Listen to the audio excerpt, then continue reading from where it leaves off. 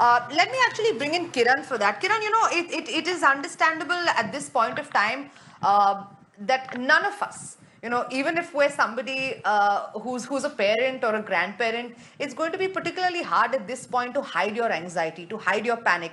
I mean, I for one, I have a lot of time. I have a very tough time hiding my anxiety. I can't even imagine if I had children.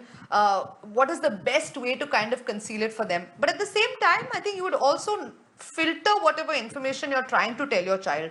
So, how does one strike a balance when it comes to talking to your children with regards to the pandemic? How much information do you disseminate so that their mind is at peace? Right.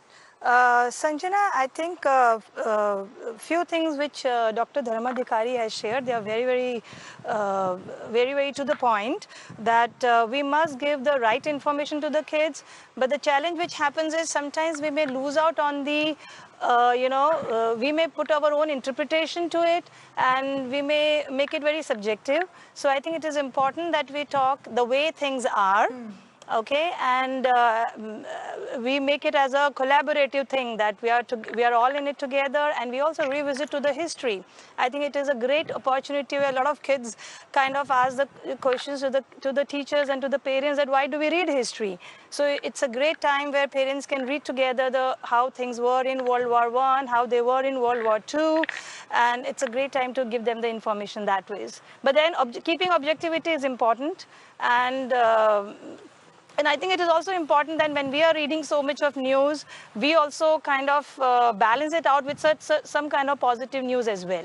So for keeping our own mental peace is also very. But Kiran, you're a child behavior specialist. While we're talking about the best way to normalize this environment for children, we can't probably ignore what the child is already feeling. I'm sure there are children, and they are children at the end of the day, that are having a hard time verbalizing their feelings, and that they're having a hard time articulating to their parents or to anybody who's at home or any other adult about what they're going through.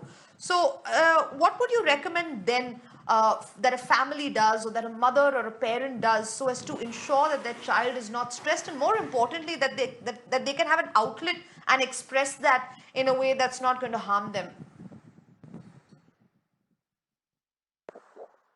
Right. Sanjana, one thing here is that we have to take this situation a little differently from social isolation for the children per se, because of course they are not getting to go for the outdoors, and of course they are not getting a chance to go out with their friends, but then they have their family. So I think it is important that as a parent, we are having more physical contact with them. We are having more touching. We are having more hugs, where there is more social exchanges happening. And I would also like to add here that we often underestimate the children's uh, ability to show resilience.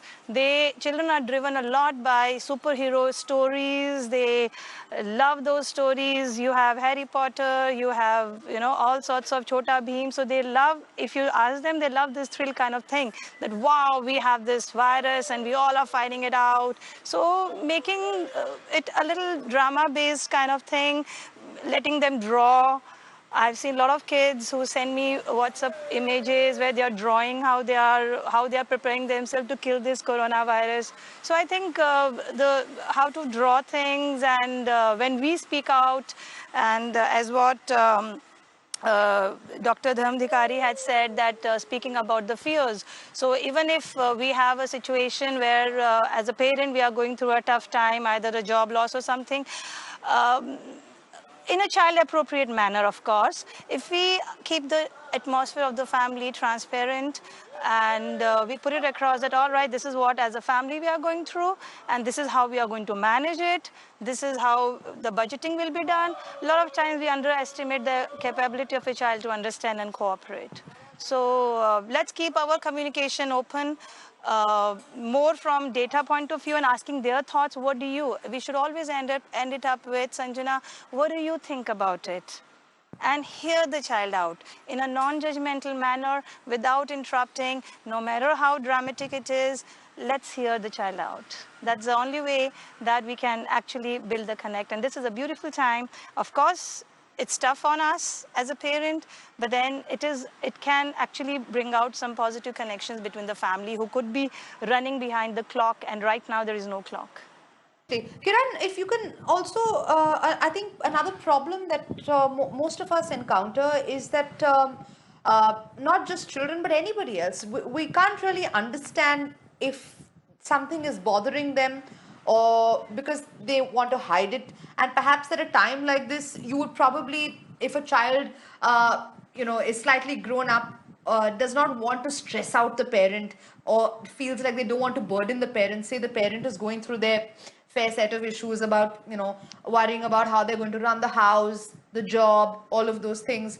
So it becomes very difficult then to catch on to any kind of behavior change or understand if anything's going wrong. So what would you say are the sure shot you know change in behavior or any kind of action that the child does where parents or then the people at home or the family has a doubt, or you're able to say that okay, maybe this child needs somebody to talk to, or maybe it's time for us to step in and get help.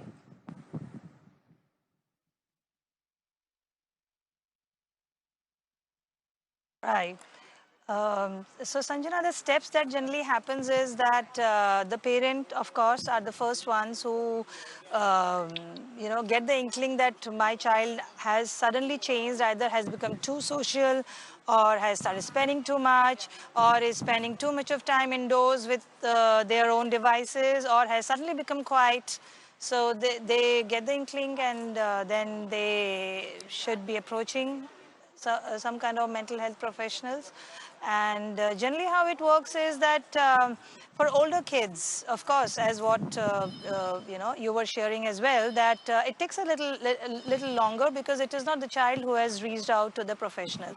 So even I have noticed that it takes couple of sessions for an older child to actually start confiding and sharing that what exactly is, even to figure it out, because they carry on such a big heavy guilt and rationalization in their mind that okay, I was scolded because, or it was okay that I was hit because I did something wrong. So they do a lot of justifications, and no child really wants to put their parents in a bad light. So that's a big burden that they carry with themselves. So to open up and to actually start from there on, that okay, there are things which are not going right in my life, and still I can do something about it. I can do something about it is to reach to that level. It takes a lot of sessions for older children, but for younger children who are like less than 11, I should say, or 10,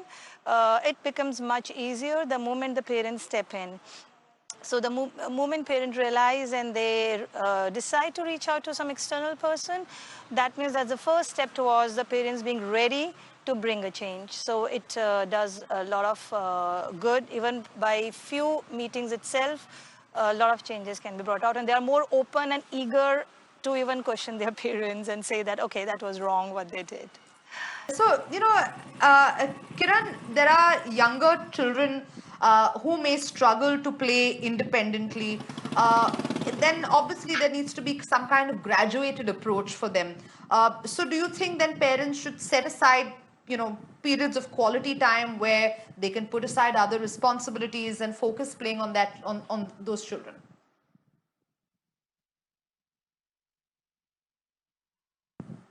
Very true, Sanjana. First thing that I would want to begin with is that a lot of times we as a parent think that it is our responsibility to keep the child engaged in some or the other activity throughout the day, that we have to keep the child stimulated in a very structured mode. All right, now you're doing this, now you're getting bored, all right, let me get you into this, like that, back to back. Probably we shouldn't be taking so much of load on Yeah. ourselves. A lot of times we should just let the kids be free, and even when they say, okay, I'm getting bored, all that they need at the time is just a hand on the shoulders. Yeah, I can understand. And you just put some, we put our hand on the child, we are brushing their hair, and suddenly they said, Mama, how about I do this? Wow. Great idea, you know. How about I write a letter or make a card for my granny?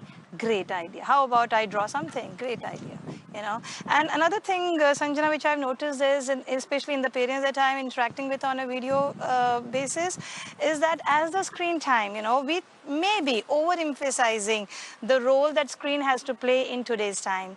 So especially in thinking that they are probably they are the things to keep the children entertained even when they're at home. In fact, I have noticed on the contrary that homes where the screen time is increasing, the amount of irritation and frustration that the children are feeling and are undergoing is actually increasing. So I think we need to balance that out. And good thing is that we are not in a hurry. We all are at home. So even when we begin our day with, like what Nikhila had shared, that we have a routine when we sit with the child for 15 minutes, just have a chit chat, and then have some routine that, all right, they make their bed. We have no house helps these days. Wow, everybody pitches in with their work. Whoever is eating, take your own sweet time, wash your own plates. I think let's open it up. And then slowly, slowly, they feel great. They say, look, Mama, can you see the shining plate which I have here? I think we should, okay, how about cleaning your room each day, broom your room, mop them. I think that those are great activities where they really get a sense of accomplishment. Tricky thing is if you don't put it as a punishment later on, you know, they feel productive about it. So in any case, children love, and it's not, these are the real toys that they're playing with and not the plastic ones.